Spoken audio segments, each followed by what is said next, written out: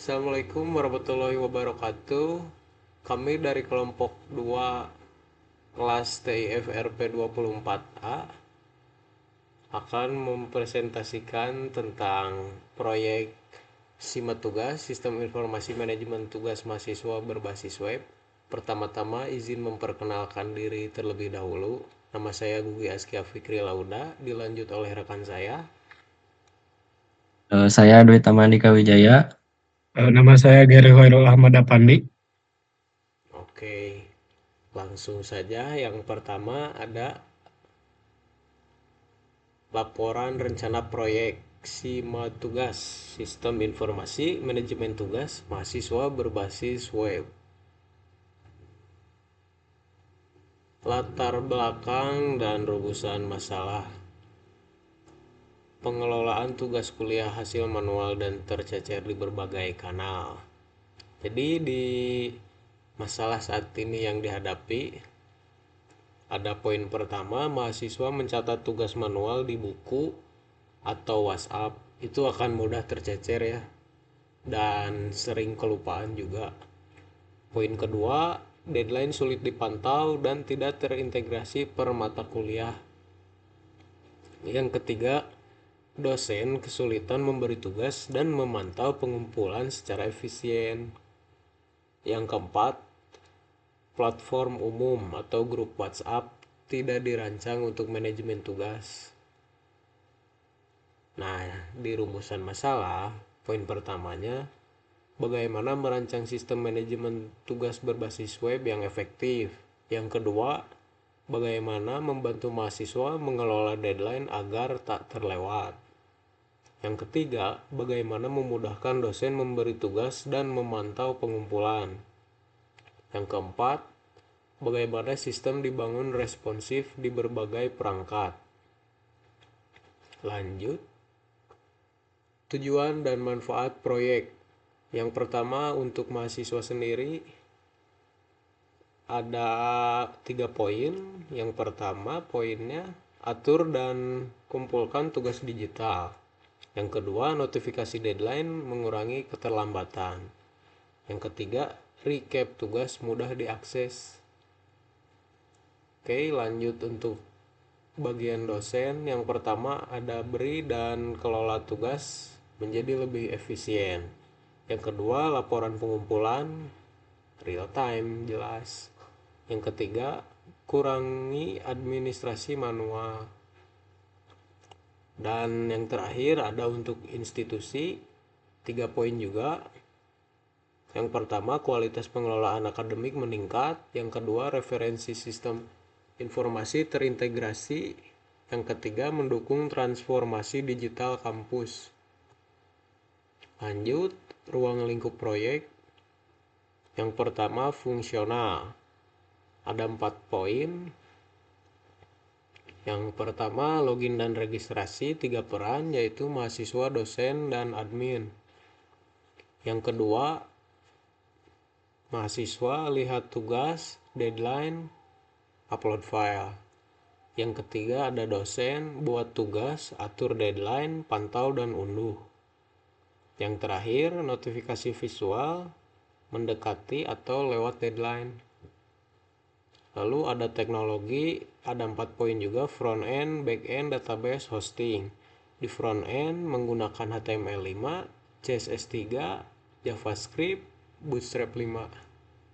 Di back end menggunakan PHP, arsitektur MVC sederhana. Database MySQL via PHP MyAdmin. Yang terakhir, hosting, XAMPP, dan hosting publik. Lalu yang tidak tercakup cuma ada 3 poin. Yang pertama, integrasi dengan Siakat kampus itu enggak. Yang kedua, video conference, komunikasi real time juga enggak. Lalu terakhir, aplikasi mobile native, Android atau iOS. Lanjut, landasan teori dan teknologi. PHP, backend server side, MySQL, basis data relasional, Bootstrap 5, UI responsive, waterfall, metode pengembangannya. Jadi metode waterfall itu ada 6 tahap sekuensial. Yang pertama analisis, lanjut ke desain, lalu dilanjut ke coding, melalui tahap testing, lalu ke deploy, terakhir ada maintain. Oke, sekarang akan dilanjut oleh rekan saya. Baik, saya akan melanjutkan untuk selanjutnya. Jadi di sini ada studi proyek sejenis benchmarking. Jadi simak tugas diposisikan sebagai solusi yang ringan, fokus, dan mudah digunakan. Nah, jadi di sini kita bisa lihat beberapa sistem dimulai dari Google Classroom. Kelebihannya terintegrasi Google Suite, mudah digunakan juga. Dan untuk kekurangannya di sini bisa dilihat ada ketergantungan akun Google, fitur manajemen proyek terbatas. Jadi relevansi untuk simak tugasnya ini sebagai inspirasi desain antarmuka sederhana. Lalu selanjutnya di sistem kedua ada Moodle, di mana kelebihannya open source, sangat fleksibel, fiturnya juga lengkap. Namun kekurangannya yaitu tampilannya kurang modern dan instalasinya kompleks. Ini relevansi untuk simak tugas di referensi struktur role user, admin, dosen, mahasiswa. Lalu sistem ketiga ada Edmodo, di mana kelebihannya antarmuka menyerupai media sosial, ramah pengguna. Untuk kekurangannya, servernya lambat, tidak tersedia offline. Dan relevansi untuk simak tugasnya yaitu inspirasi fitur notifikasi dan dashboard. Nah, di simak tugas proyek ini di sistem keempat, di mana kelebihannya fokus manajemen tugas, ringan, mudah dikembangkan. Namun kekurangannya, fitur masih terbatas dibanding LMS besar. Nah, ini relevansi untuk simak tugasnya tersendiri, jadi untuk produk yang dikembangkan tim. Untuk di next slide, di sini ada deskripsi dan sasaran proyek. Jadi di sini kami 8 minggu durasi proyek, platform digital terpusat bagi mahasiswa dan dosen dalam mengelola tugas perkuliahan dikembangkan dengan metode waterfall. Nah, sasaran yang pertama yaitu semua role dapat login dan akses fitur. Ditarget minggu kelima, jadi indikatornya ini login dan fitur masing-masing berjalan. Lalu sasaran kedua yaitu manajemen tugas berjalan baik, target minggu ke-6, indikatornya buat, lihat, dan kumpulkan tugas. Untuk sasaran 3, di sini ada sistem responsif di semua perangkat. Target minggu ke-7, indikatornya tampil baik di PC atau tablet atau HP. Lalu sasaran keempat, ada pengujian selesai tanpa bug kritis. Target minggu ke-7, indikatornya semua test case utama pas. Lalu yang terakhir, ada sasaran yang terakhir yaitu laporan dan presentasi selesai. Target minggu ke-8, indikator langsung di laporan dan video terunggah.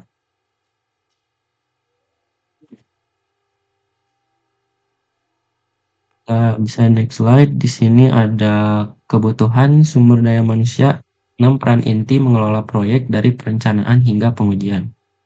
Nah, yang pertama untuk peran atau posisinya di sini ada project lead atau manager, beban kerjanya 180 jam.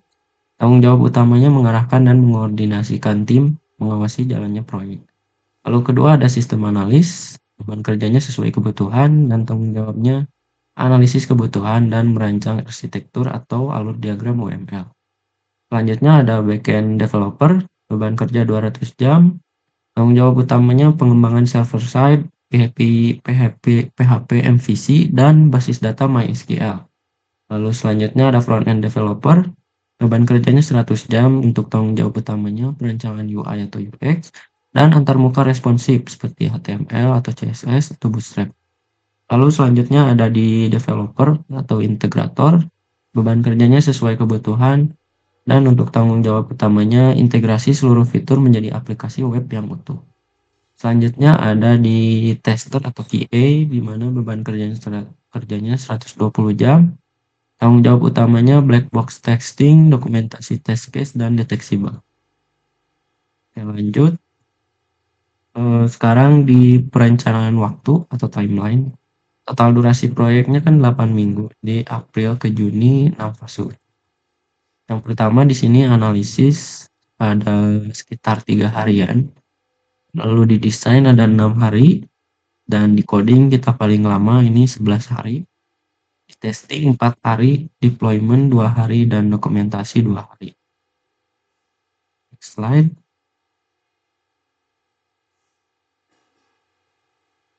Next, Gil. Nah, di sini ada estimasi anggaran biaya, di mana 71,9 juta untuk total estimasi biaya proyek. Sebagian besar software bersifat open source sehingga tidak menambah biaya. Nah, di sini kita bisa lihat ada untuk project MGMT 25%, dan untuk hardware 9%, lalu untuk software development 33%, testing 11%, training atau support 4%, lalu research 18%. Untuk selanjutnya saya akan minta menjelaskan untuk Gary ya. Oke, baik. Di sini selanjutnya berdasarkan analisis Earned Value Management yaitu EVM, evaluasi kinerja biaya dan jadwal terhadap anggaran yaitu 71,9 juta. Nah, saat ini proyek dalam status perlu perhatian khusus dari sisi biaya. Kita mengalami cost overrun ringan dengan nilai cost variance yaitu minus 1,55 juta, dan dari sisi waktu kita keterlambatan yang cukup signifikan dari rencana semula ditunjukkan dengan schedule variance minus 24,4 juta ya. Nah, di sini ada efisiensi biaya yang belum optimal yaitu 0,97, dan progres kurang lebih 66% dari target.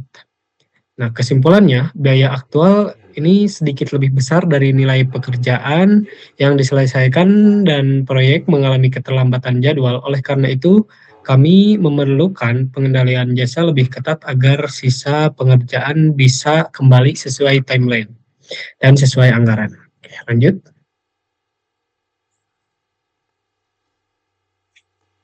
Nah, di sini ada analisis risiko proyek, yaitu risiko dengan tingkat tinggi menjadi prioritas mitigasi tim. Yang pertama yaitu anggota tim tidak aktif, yaitu termasuk tinggi ya. Mitigasi pembagian tugas jelas dan backup anggota, komunikasi rutin via WhatsApp group. Nah, yang kedua ada keterlambatan penyelesaian fitur, sama ini juga tinggi. Mitigasinya prioritaskan fitur inti MVP, review mingguan dan tambah jam kerja bila perlu. Yang ketiga itu ada bug atau error pada sistem, mitigasinya testing berkala. Gunakan version control GitHub untuk rollback. Nah, yang keempat yaitu keterbatasan waktu pengerjaan. Mitigasinya manajemen waktu ketat sesuai Gantt chart, mulai pekerjaan sesegera mungkin. Next. Di sini ada tahapan pelaksanaan proyek, ada 6 tahap waterfall dari analisis hingga pemeliharaan sistem. Yaitu yang pertama analisis kebutuhan, observasi, wawancara, dan studi literatur, yaitu menjadikan dokumen FRS dan NFRS. Yang kedua ada desain sistem, yaitu ERD, UML, yang di dalamnya ada mencakup use case, activity, sequence, dan class, mockup, UI, dan UX. Nah, yang ketiga implementasi atau coding modular, yaitu autentikasinya yaitu CRUD tugas, upload, dan dashboard. Nah, yang keempat yaitu pengujian atau testing. Black box testing yaitu fungsi validasi input, keamanan, dan responsivitas. Nah, yang kelima ada deployment yaitu upload ke hosting, konfigurasi database, pengujian produksi. Dan yang terakhir, yang keenam adalah pemeliharaan perbaikan bug, optimasi performa, dan dokumentasi lanjutan. Next. Nah, di sini ada pembagian tugas dan tanggung jawab tim, yaitu masing-masing dari kita mempunyai tanggung jawab. Yaitu yang pertama ada Dewi Tama Andika Wijaya, yaitu dengan project leader atau sistem analis, memimpin dan mengkoordinasikan tim, menyusun Gantt chart, menganalisis kebutuhan, dan merancang arsitektur sistem. Dan yang kedua ada Gugi Azizkia Fikri Lauda, yaitu bertugas sebagai front end dan back end developer, yaitu tugasnya mengembangkan UI, mengimplementasikan fitur klien dan logika server, dan mengelola database. Dan itu untuk ada saya sendiri, yaitu Gary Hoirul Ahmad Apandi, tugasnya yaitu developer, integration, dan tester, yaitu mengintegrasikan seluruh modul black box dan UAT testing, dan mendeteksi dan memperbaiki bug. Next. Nah, di sini ada kesimpulan dan saran, yaitu yang pertama kesimpulannya yaitu semua tugas relevan menjawab masalah pengelolaan tugas yang manual dan tidak terorganisir. Yang kedua, metode waterfall sesuai untuk kebutuhan yang sudah terdefinisi dan tim berskala kecil. Yang ketiga, perencanaan mencakup SDM, waktu 8 minggu, anggaran 71,9 juta, dan risiko. Nah, dan yang kelima, pembagian tugas jelas untuk efisiensi dan kualitas output tim. Selanjutnya ada saran pelaksanaan, yaitu yang pertama jaga komunikasi tim secara konsisten dan aktif. Yang kedua disiplin version control melalui GitHub dengan commit deskripsi tip. Nah, yang ketiga prioritaskan fitur inti yaitu MVP-nya bila waktu terbatas. Nah, yang keempat lakukan pengujian berkelanjutan bukan hanya di akhir. Yang kelima dokumentasi proses dan kembangkan fitur lanjutan, notifikasi real time, integrasi siakat dan mobil aplikasi. Next. Oke, cukup sekian presentasi dari kelompok kami.